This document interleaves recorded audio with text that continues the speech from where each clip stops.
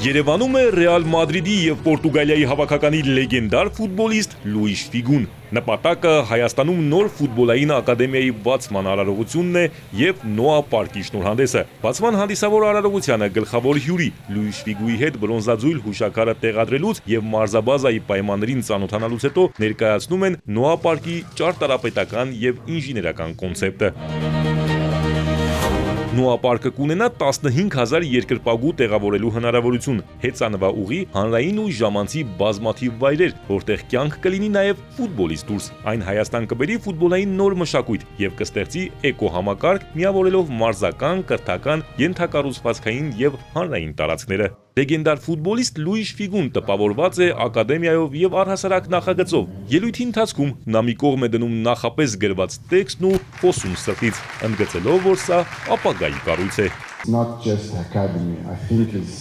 Սա միայն ակադեմիա ու ստադիոն չէ, սա հազարավոր երեխաների երազանքների կենտրոն է, նրանց մեծ ապագայի ու պատմության մեկնակետը։ Այսպիսի ենթակառուցվածքները շատ կարևոր են աշխարհի ցանկացած ակումբի համար։ Դա թույլ կտա Նոային շարունակել տաղանդներ աճեցնել, հնարավորություն տալ երիտասարդ խաղացողներին և իհարկե առաջին թիմին տալ հիանալի դաշտերում մարզվելու պայմաններ։ Սա կարևոր է ոչ միայն Նոայի, այլև հայկական ֆուտբոլի համար, սա երազանք է։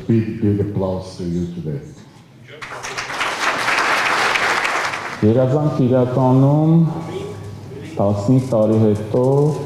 Հայաստանի ազգային հավաքականը աշխարհի առաջնությունը ոչ թե ներկայանա,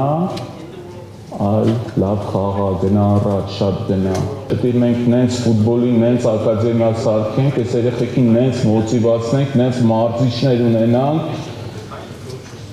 որ այդ երեխեքը պայքարեն ու աշխարհի մակարդակով պայքարեն։ Պաշտոնական մասից հետո լեգենդար ֆուտբոլիստը շփվում է Նոայի խաղացող պորտուգալացի ֆուտբոլիստների ու գլխավոր մարզչի հետ։ Ֆիգուն պատասխանում է նաև էպիկենտրոնի հարցին, որ հավաքականն է Մունդիալ 2026-ի ֆավորիտը։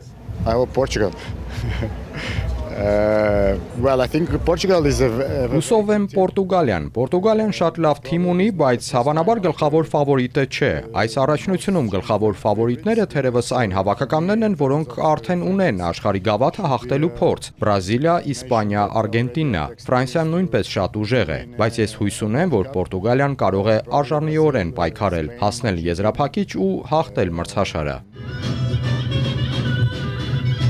Մունդիալ 2026-ին մոտ մեկ ամիս է մնացել, իսկ Նոա պարկը պատրաստ կլինի 2030-ին։ Արամ Մանուկյան, Էպիկենտրոն։